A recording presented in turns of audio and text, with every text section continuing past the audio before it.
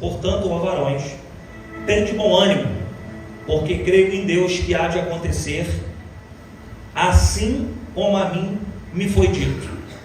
Portanto, ó varões, tende bom ânimo, porque creio em Deus que há de acontecer assim como a mim me foi dito. Capítulo 28, versículo 16, só a parte A. E logo que chegamos a Roma. Você crê que essa é a palavra de Deus? Você crê? Então, fazendo um resumo aqui do contexto geral de Atos dos Apóstolos, a situação aqui para o apóstolo Paulo não é muito favorável, tá? Esse momento aqui é um dos momentos mais difíceis da vida do apóstolo Paulo. Você conhece o apóstolo Paulo, já vou estar falando só um pouquinho da introdução da vida dele, que é necessário falar nesse contexto, mas aqui Paulo provavelmente, nós acreditamos, baseado no próprio texto de Atos, que Paulo ele está indo para a sua viagem que nós conhecemos como a viagem da morte, a quarta viagem missionária do apóstolo Paulo. Isso aí você não precisa de muita exegese, de muita teologia, você vai ver isso nos próprios mapas, que tem na sua Bíblia. Paulo ele precisa ir para Roma, porque a chegada de Paulo em Roma, que é o destino final da vida do apóstolo, é muito mais do que uma simples visitação do apóstolo naquele lugar. Mas a entrada de Paulo em Roma é uma profecia que foi liberada por Deus na vida de um profeta, e esse profeta profetizou a Paulo. Se você vê Atos capítulo 11, esse profeta, o nome dele é Ágabo. Ágabo ele aparece poucas vezes no Novo Testamento, mas todas as vezes que ele aparece, Deus confirma as suas palavras. Tudo que ele fala, bate. Tudo que Ágabo profetiza, Deus confirma. Em Atos 11, Ágabo vem no cenário dizendo que durante algum tempo não vai ter nem pão nem água naquele território. Deus fecha todos os recursos. E é este mesmo Ágabo que, depois do contexto do que nós estamos falando aqui, ele se apresenta num cenário e ele vê uma cinta e diz: o homem que é dono dessa cinta, este mesmo homem será entregue para que o nome de Deus seja glorificado. Está falando do apóstolo Paulo.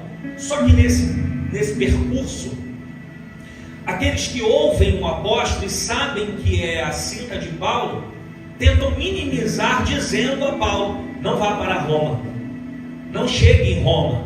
E aí de repente o apóstolo Paulo se manifesta dizendo: olha, eu não tenho medo nenhum, e eu quero que vocês também não se pasmem. Eu preciso viver isso, eu preciso completar isso. Isso é necessário acontecer na minha vida, porque Paulo ele entendia que o findar da sua vida aqui não seria só o início daquilo que ele almejava, que era estar com o Senhor no mundo espiritual. Mas o apóstolo sabia, no fundo de pano dessa história, que ele morrendo, Deus levantaria outros e outros e outros, e depois de 2000 anos após a morte dele, hoje nós estamos aqui glorificando um Cristo que Paulo morreu por ele, Pedro morreu por ele, e hoje nós estamos aqui declarando esse Deus. Então Paulo ele sabe que o percurso da vida dele não está condicionado somente a ele. Existem pessoas que precisam viver algo, a passar outra questão, outra situação na sua vida, para que outros possam desfrutar de tudo isso. Mas eu preciso dizer isso porque Paulo ele não chega na quarta viagem, ele não fecha o olho, bota o dedo no mapa e fala: eu preciso ir em Roma. Não, existe um propósito do céu sobre a vida de Paulo. Você precisa chegar em Roma. Roma é o destino final para a tua carne, mas Roma é o início para que o evangelho seja propagado. A maior base missionária do Novo Testamento, o maior tratado teológico do Novo Testamento é justamente a carta de Paulo aos Romanos, onde após o grande avivamento de Atos dos Apóstolos se tornou dentro do centro do inimigo uma base de Deus, aonde o povo declarava, onde os romanos declaravam lutas, perseguições, guerras, Deus instituiu uma base ali. É como se nós estivéssemos Éramos cercados pelo Complexo do Alemão, pelo Manguinho, pelo Jacaré, por Nova Brasília, e Deus decidiu criar um ministério Laje e solidificar ele aqui em Genilópolis. Eu preciso te dizer essa palavra aqui nesta noite: este lugar não é um acaso, a sua estadia aqui não é um acaso, o que você está vivendo não é um acaso. Através de você, Deus irá fazer grandes coisas. Será que tem alguém que crê nessa palavra? Será que tem alguém ainda que acredita que através de você, Deus irá fazer grandes coisas na vida de alguém? E o que mexe comigo aqui é que o contexto aqui não é muito bom, porque Atos capítulo 26, Paulo ainda não chegou em Roma. Paulo está preso. Paulo já solicitou a sua cidadania romana, então ele precisa ir para Roma, e lá, mesmo sabendo que vai morrer, mesmo sabendo que vai ser entregue, Paulo vai ter um momento de fala, e esse momento de fala é o que Paulo precisa, para que outros seguidores cresçam. Só que se você perceber o capítulo 26, o rei Agripa, ele não tem mais poder sobre a vida de Paulo. O rei Agripa não pode matar, não pode deixar de enviar para Roma, porque Roma é a central, Roma é o poder paralelo da época. Então o rei Agripa, ele está muito curioso. Por que ele está curioso? Porque ele pega Paulo, senta com Paulo e ouve de Paulo por quê que esse homem, pastor Michel, foi muito grande no judaísmo. Um homem que, se nós olharmos aqui o contexto do capítulo 26, quando Paulo vai falando para Agripa, Paulo está falando sobre o capítulo 9, o capítulo em que Lucas escreve o início da sua chamada. Então o que Paulo está falando no 26, ele passou e viveu no 9. Paulo só está declarando no 26 porque antes veio o 9. Paulo não poderia falar para Agripa se ele não tivesse passado pelo 9, se ele não tivesse vivido o 9. Então, o que é Agripa? O que está dando um nó na cabeça de Agripa? Como um homem tão grande, como um homem com tanto poder, porque tanto Lucas como o próprio Paulo fala no 26, a Bíblia diz que ele não só prendia, não só mandava prender, não só era estrategista, mas eu gosto de ler esse texto, capítulo 26, versículo de número 11, e castigando-os muitas vezes por todas as sinagogas, os obriguei a blasfemar, enfurecido demasiadamente contra eles. Uma raiva muito grande.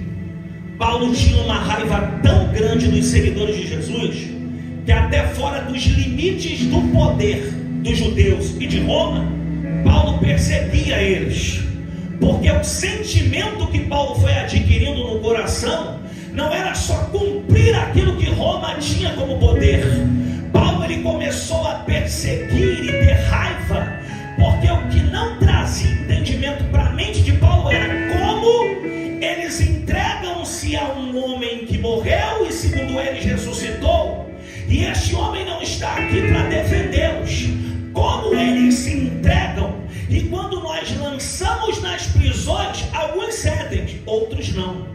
Alguns não se convertem ao judaísmo, outros se mantêm fiéis. Uns renunciam a Cristo, mas muitos morrem por ele. O que Paulo não entendia era: quanto mais eu persigo, eles não saem da possibilidade de viverem uma vida diferente. Por que tudo isso? Paulo está dizendo para Agripa uma coisa muito importante.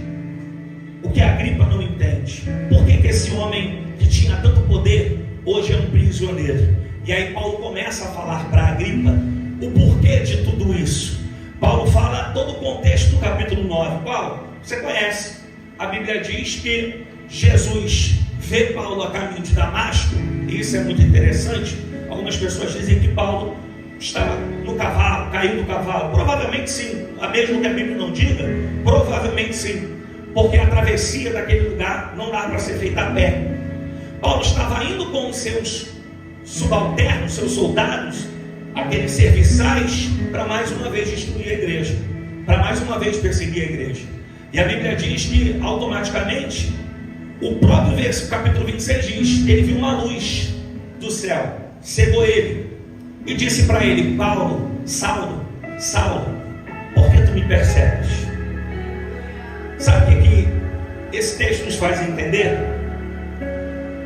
Para pensar. Saulo andou com Jesus em carne? Não. Saulo viu Jesus em carne? Não. A primeira aparição de Jesus para Saulo é agora. E ele vem no Espírito. Só que, por que Jesus está dizendo? Por que você me persegue? Paulo, ele cai, perde a visão, temporariamente.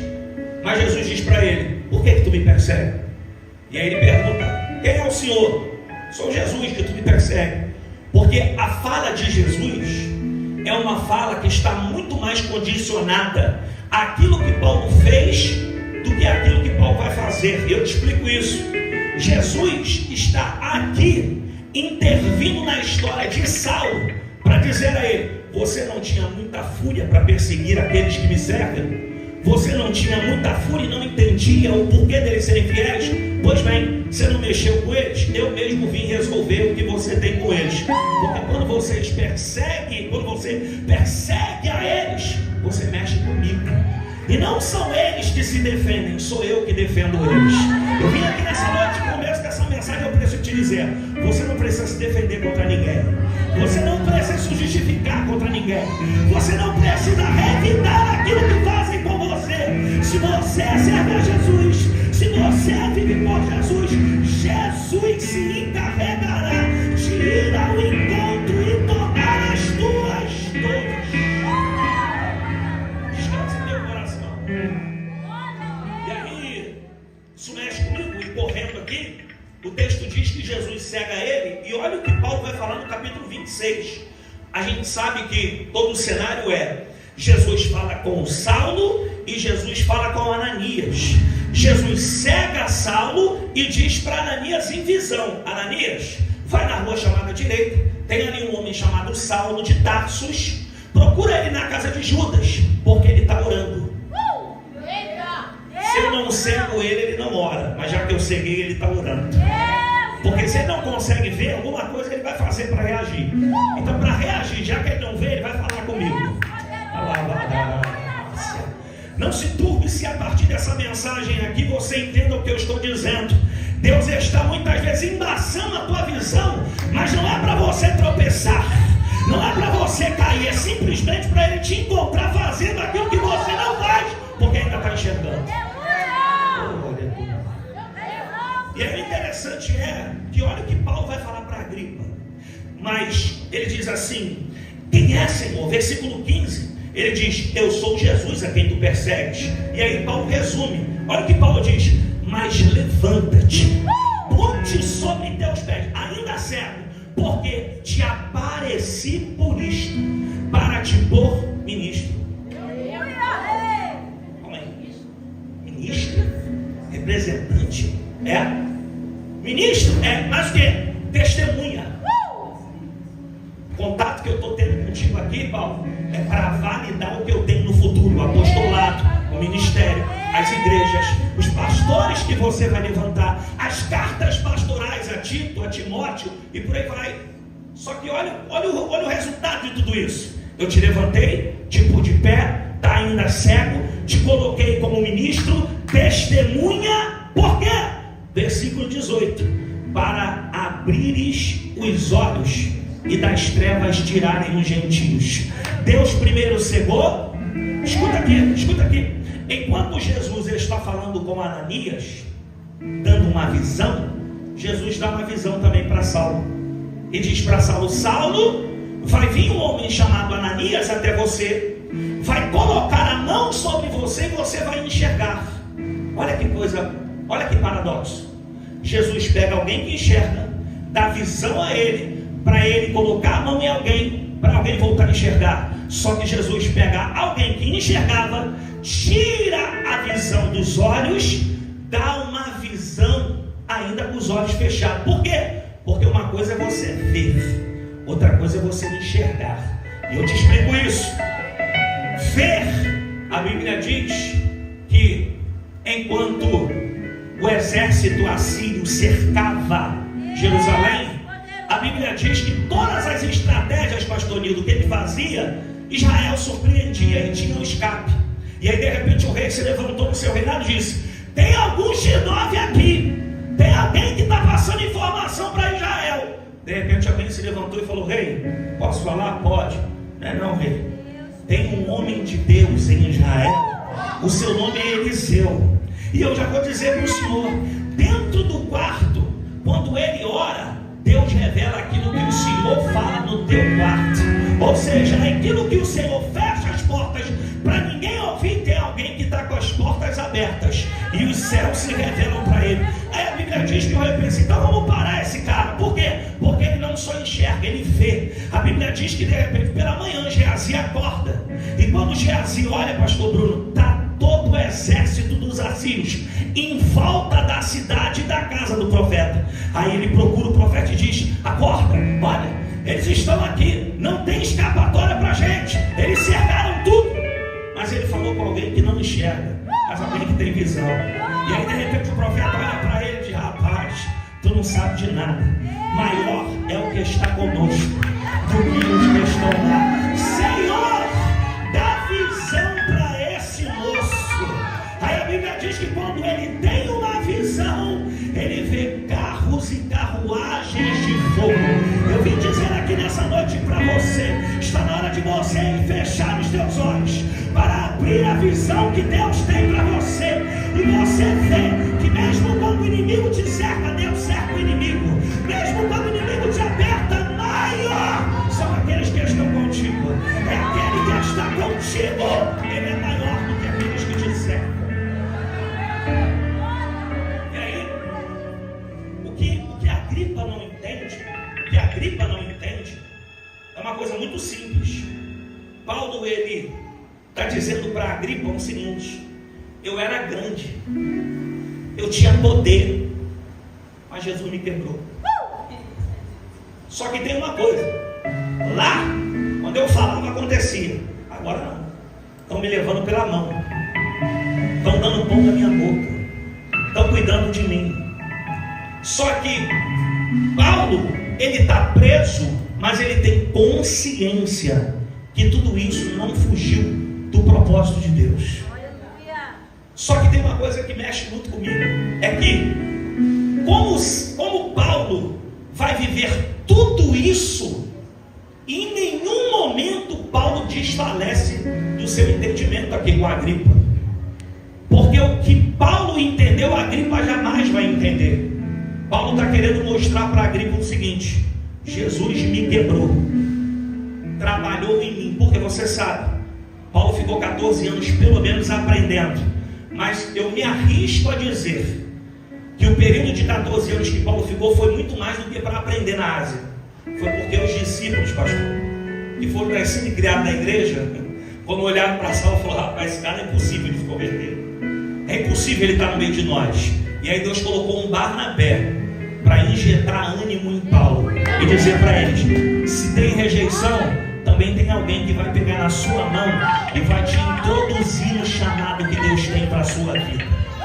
E aí, resumindo essa parte para a gente entrar aqui de fato no texto, o que mexe comigo é: Paulo passa por tudo isso. Atos 27 está agora Paulo indo em direção a Roma. O texto vai dizer que enquanto Paulo está indo, existe um homem chamado Júlio, da corte. O barco também, e eu preciso ler para não me enrolar aqui a língua, é adramitino. O que é um barco adramitino? É muito simples. Este barco aqui, ele tem aproximadamente 14 de largura, 24 de comprimento, 47 de comprimento. Por quê? Porque este barco aqui, ele não é para trafegar pessoas, prisioneiros, não. Este barco aqui é para atravessar para Roma cereais. O melhor da colheita do rei Agripa, como impostos, precisa chegar em Roma. Então, já que vai um barco para Roma, Paulo vai também no meio daquele barco. E aí eu quero dizer uma coisa aqui muito importante. O texto diz que eles entram no mar. Você vai ver no verso 4 do capítulo 27 assim: e partindo dali fomos navegando por baixo do Chipre, porque os ventos eram contrários. Esse vento contrário aqui é basicamente o que aconteceu nas passagens onde os discípulos estiveram no mar. O problema do vento, as ondas, a dificuldade. E é justamente nesse cenário que Paulo vai percebendo que a situação não está favorável. Se você ver aqui tanto o mapa geográfico da sua Bíblia quanto o texto, a Bíblia diz, pastor Bruno, no capítulo 5, 6 e 7, que enquanto eles percebem que a situação não está favorável, qual é a mentalidade deles? Não vamos entrar para dentro do mar, vamos costeando Creta, vamos passando pela costa, porque na costa, se andar em zigue-zague, o vento não atrapalha muito. Então vocês vão ler aqui no texto que eles fizeram isso, começaram a ir, só que mesmo indo, a Bíblia diz que o vento começou a ficar ruim, a situação começou a ficar ruim. E o apóstolo Paulo se manifesta e diz: pessoal, tem uma situação acontecendo aqui, eu acho melhor a gente parar em Creta, porque Creta tem um porto, a Bíblia diz, o porto de Fenícia. Para em Creta, espera o temporal passar, as águas abaixarem e depois a gente vai. Só que a Bíblia diz que o piloto, que o Júlio acreditava mais no piloto e no mestre do barco. Só que tem um porém. O que Paulo está falando aqui é uma profecia. Aqui já é o quarto naufrágio de Paulo. Já está acostumado a quebrar e voltar de novo. Por quê? Por que Paulo não se desespera em todo o capítulo 27? Porque Paulo foi alguém que Jesus quebrou, trabalhou e levantou. Por que Paulo não quebra? Porque é impossível o inimigo quebrar alguém que Jesus já quebrou. Sabe por que tem algumas coisas que fazem contra vocês, contra nós, e tudo dá indício que nós vamos parar, mas eu não sei como. É com pouca força, é chorando, é desesperado, é sem vontade de estar aqui. Existe uma força que não é nossa. Por quê? Porque você já foi quebrado, Jesus já te colocou de pé, e é impossível alguém, oh meu Deus do céu, será que tem alguém quebrado aqui por Jesus que já colocou de pé, que pode declarar aqui: ninguém me quebra porque Jesus já me quebrou, ninguém me frustra porque Jesus já me frustrou. Paulo podia estar algemado, mas dentro do coração dele, inquebrável.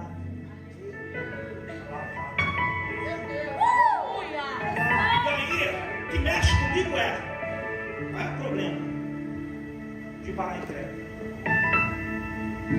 Qual é o problema de parar um tempo, reaver o navio, ver se quebrou alguma coisa, ver se alguma vela se arrebentou? Qual é o problema?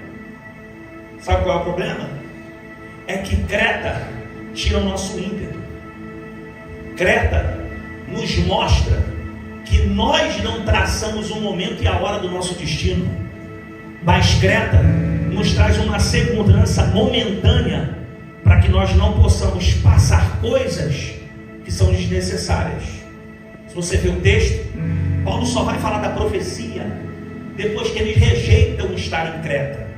Se para em Creta, não viveria tudo isso. Se para em Creta, não teria frustração. Se para em Creta, não ia quebrar o coração. Tem gente aqui que por não parar em Creta, hoje está tudo duro. Meu Deus! Tem gente aqui porque não reconheceu parar em Creta, voltou lá para o final da fila e agora está engatinhando quando deveria estar voando. Meu Deus! Porque não reconhece que o tempo é de parar em Creta. Quer enfrentar algo acreditando no piloto e no mestre, mas não acredita na profecia. Meu Deus! Então eu quero dizer aqui nessa noite o seguinte: existem situações que são indícios de Deus para dizer: é melhor parar em Creta. Parar em Creta para não quebrar. Parar em Creta para não passar vergonha. Parar em Creta para poder fazer um backup de tudo e começar a fazer aquilo que Deus quer. Mas já que não parou em Creta, seguimos. A Bíblia diz que a situação foi ficando pior. E olha o que o texto diz, versículo de número 9, o tempo foi passando, Paulo foi falando, eles não deram crédito. E olha o que aparece no verso 13. Verso 13: e soprando um vento do sul, brandamente lhes pareceu já o que desejavam. Oh Deus, aqui está o perigo. Esses homens olharam para esse vento, pastor, e pensaram: opa, esse é o vento que vai me fazer chegar em Roma. Esse é o vento que vai fazer o meu barco. Deus Santo. Esse é o vento. Por quê? Porque parece. E daí o problema que Deus, né? Parecer. Se você vê o Antigo Testamento, qual foi o maior problema de Deus com Samuel? Foi quando Deus enviou Samuel dentro da casa de Jessé. Samuel bateu o olho em Eliabe e falou: Rafael, é esse. É bonito como Saul, é alto como Saul, é de guerra como Saul. Deus olhou para Samuel e falou: Samuel, ele tem tudo isso, só parece, não é. Porque eu olho por dentro. O grande problema é esse: parecer que vai dar certo, mas não tem confirmação. A Bíblia diz que Sansão, ele queria uma mulher, e os seus pais disseram para ele: não tem nenhuma dos teus irmãos, não tem nenhuma do teu lugar onde você é oriundo. Aí a Bíblia diz: chama ela, porque ela me parece boa aos meus olhos. A Bíblia diz que isso foi uma confusão necessária para que houvesse guerra entre o povo de Deus e os filisteus. E aí Sansão perdeu a sua mulher, teve uma nova oportunidade, e a Bíblia diz que ele escolheu Dalila, porque pareceu bem aos seus olhos. Mas depois que casou, viu? Só parecia. Ló olhou para as campinas de Sodoma e Gomorra e disse: é lá, parece, vou dar certo, vou prosperar. Abraão não, porque Ló enxerga, Abraão tem visão. Eu não preciso prosperar onde está dando certo, aonde Deus me enviar eu vou prosperar. Eu não preciso ter o ambiente para fazer, eu faço mesmo se o ambiente não produz. Espírito Santo, eu vim nessa noite com uma palavra de alerta aqui. Cuidado com o vento que parece, cuidado com o camarada que parece, cuidado com a proposta que parece, cuidado com o negócio que parece, cuidado com a profecia que parece. Deus não está, e se Deus não está, não vai dar bom. Ah, mas é muito bonitinho, parece. E aí olha o que acontece, pareceu bem, pegaram o vento. Aí o texto diz que após isso eles foram costeando Creta. Olha o que o 14 diz: mas não muito depois deu nela um pé de vento chamado Euroaquilão. Euro do grego, vento do sudoeste, Aquilão, vento do noroeste. Ou seja, um vento do sudoeste e do noroeste pegaram o barco, levaram para dentro do mar. Agora quem tinha o controle não tem mais. Agora quem comandava o mestre do barco não manda mais. Por quê? Porque acreditava nas suas mãos, não na profecia. Quem acredita na profecia não enxerga o ambiente que vive. Quem acredita na profecia vive mesmo sem enxergar.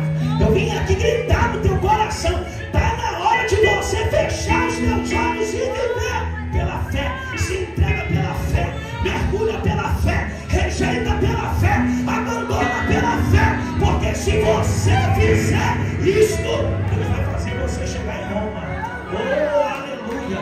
Deus vai fazer você crescer. Se vocês têm um negócio próprio e você está vivendo alguns percalços e algumas pessoas dizem fecha, Deus me trouxe aqui para te dizer: não fecha, porque Deus vai manter aberto. Não fecha, porque Deus vai te colocar de pé. Não fecha, porque quem te viu assim vai ver você chegando em Roma. Vai ver você chegando em Roma. Vai ver você crendo naquilo que Deus prometeu para a sua vida.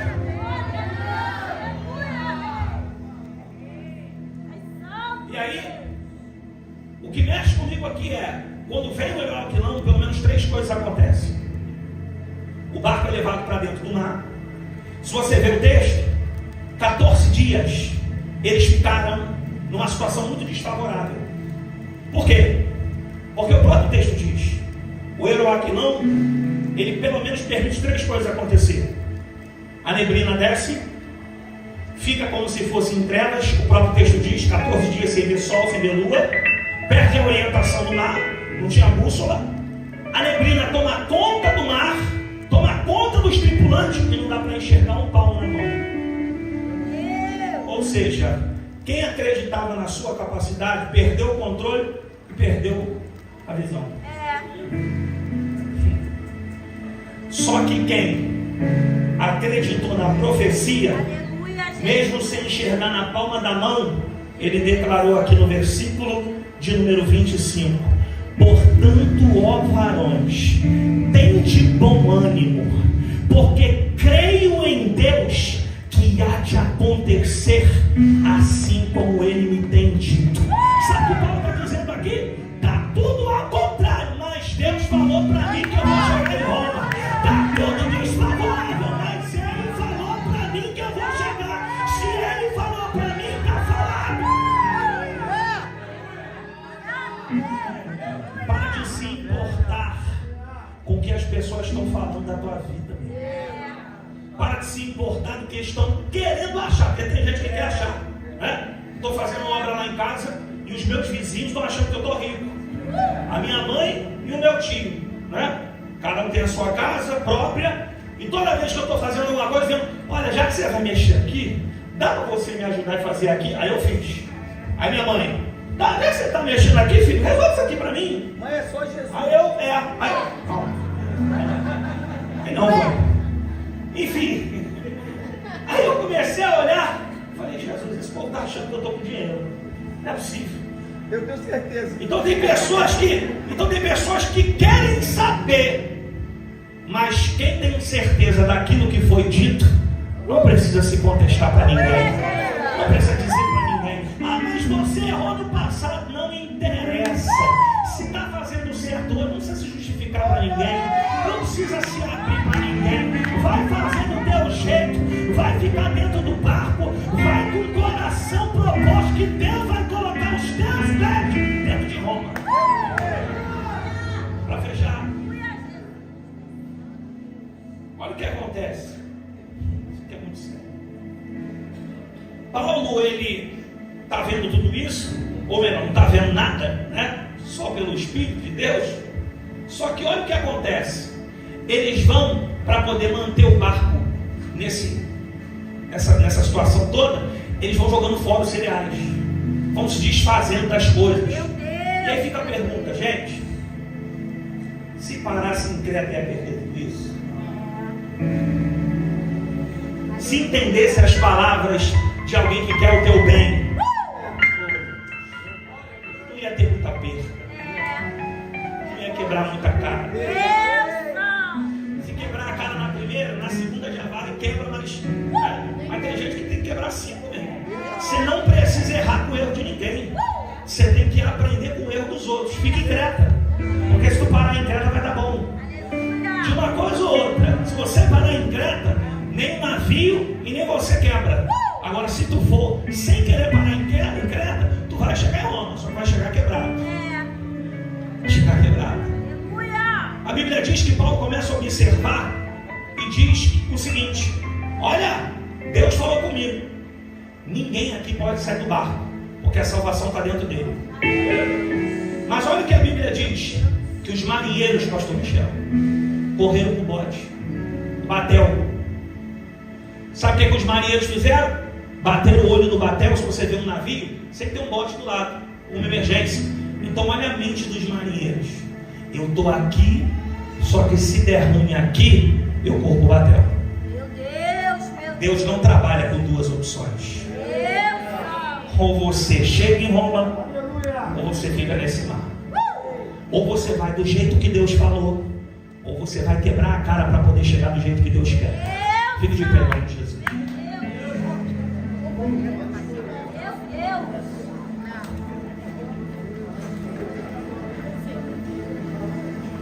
Bem, me ajuda aqui, Júlia, rapidinho.